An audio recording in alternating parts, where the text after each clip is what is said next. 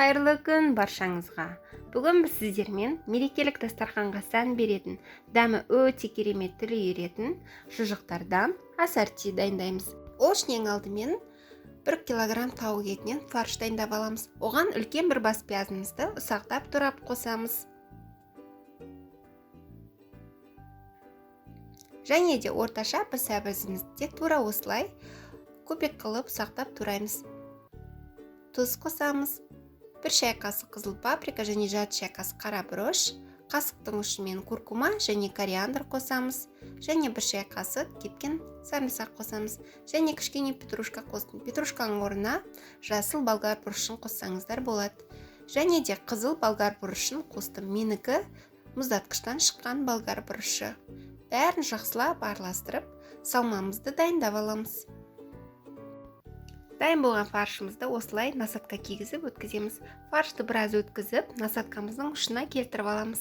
Келтіріп алған соң, осы ішегімізді осылай кигіземіз. Ішек менікі сиырдың ішегі. Міндетті түрде жақсылап жуып шайқап аламыз. Байқағандарыңыздай, ішектен бірден ішінен фарш шықты. Егер сіздер ішекті кигізіп алып, фарш салып өткізетін болсаңыздар, ауа кетіп қалуы мүмкін. Сол себептен бірден фаршты ұшына дейін келтіріп, одан кейін барып ішекті кіргізіп, осылай толтырамыз.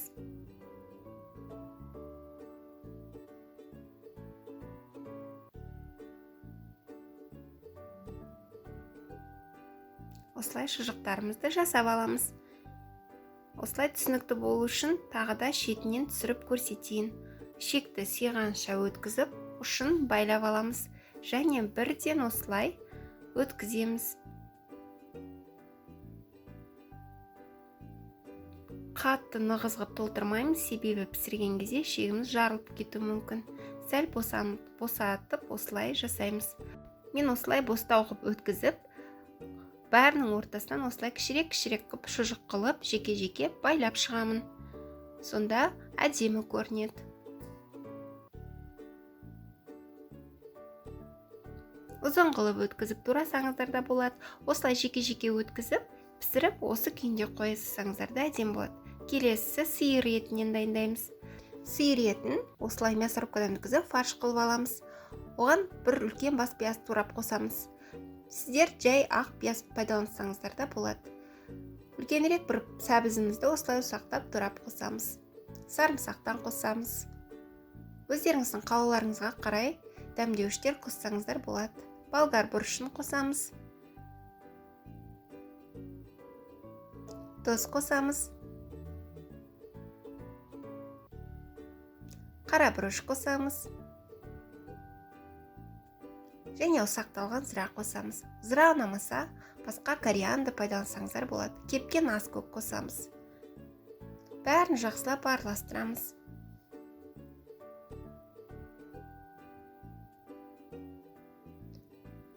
Фаршымызды ұшына келтіріп алдық. Енді осылай шегімізді кигіземіз. Шектің ұшын міндетті түрде байлап алып, осылай фаршымызды өткіземіз.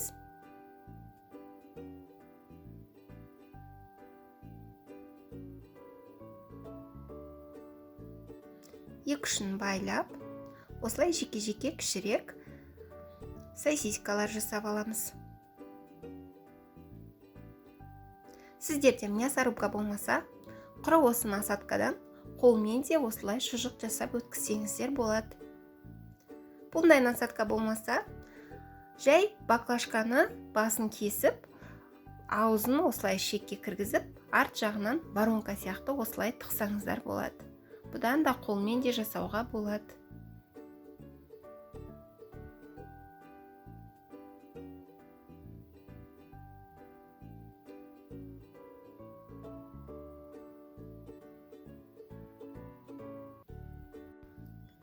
Біз дайын болған шектерімізді мантоваркада пісіреміз.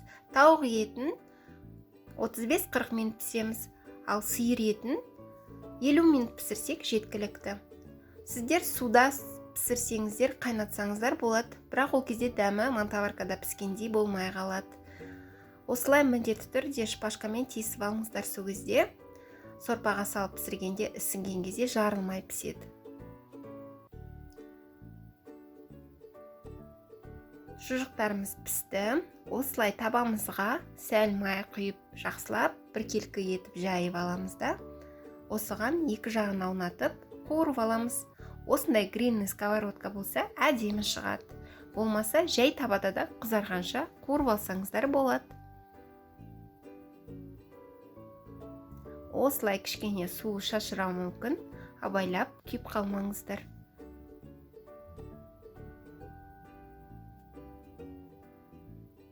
Тауық етінен шұжығымыз бірінші пісті, себебі бұл қырағақмен піседі. Сосискаларымыз. Екі жағын аунатып, осылай сәл қызартып қуырып аламыз. Енді сиыр етімізден шұжықтарымыз пісті. Оны да бөлек осындай табаға май құйып, осылай екі жағын қызартып пісіріп аламыз.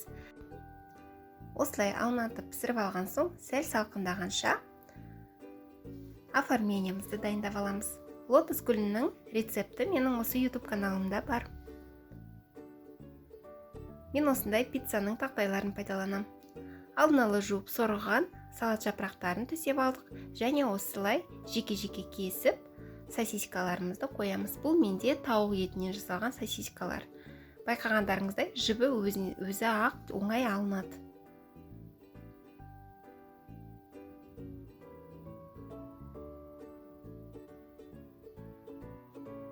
Осылай қиғаштап, әдемілеп турап аламыз.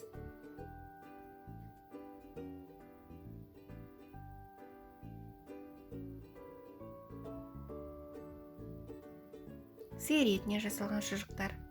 Негізі жылқы етінен де жасасаңыздар өте дәмді, әдемі болып шығады. Тауық етінен жасалған шұжыққа тауықтың жамбастары, яғни бедрасын пайдалануға кеңес берем. Сол кезде дәмді, әдемі болып шығады. Грудинка пайдалансаңыздар, сәл құрғақтау болып қалады.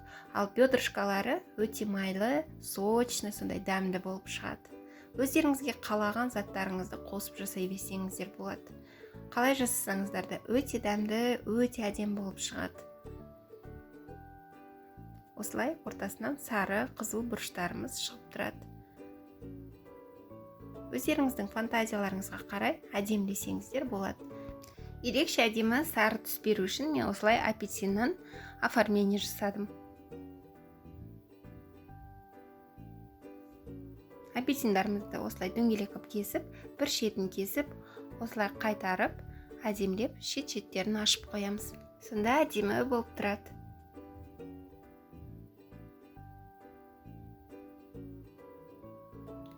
Қызанақтан да осындай әдемі оформление жасаймыз. Негізі өздеріңіздің фантазияларыңызға қарай әдемілесеңіздер болады. Шұжықтардан жасалған ассортиіміз дайын болды. Өте әдемі, өте керемет шықты. Менің арнамда бұдан да басқа әдемі рулеттердің, холодный закускалардың рецепттері бар. Кіріп көрсеңіздер болады. Менің каналыма тіркелмеген болсаңыз, міндетті түрде тіркеліп алыңыз. Алда бұдан да басқа әдемі рецепттер шығатын болады.